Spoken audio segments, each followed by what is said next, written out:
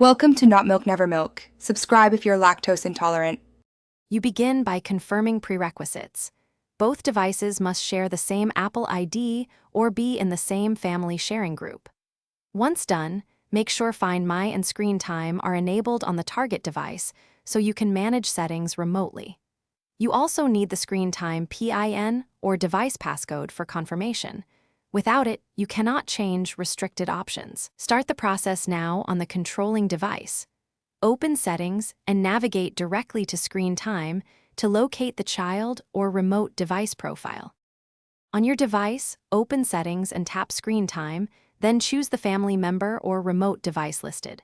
From there, go to Downtime to schedule or disable enforced hours and check app limits to remove or modify restrictions. You will see Content and Privacy. Adjust any settings that cause the block. Make sure to authenticate with the Screen Time PIN when prompted. If you're the parent organizer, use your credentials. These steps change restrictions immediately and explain why each setting controls different usage types. Finish by confirming the changes synced to the target device. Ask the other user to restart the device or check the Screen Time status screen. If the Screen Time PIN is unknown, you can reset it using the Apple ID recovery option or, as a last resort, adjust family sharing settings temporarily.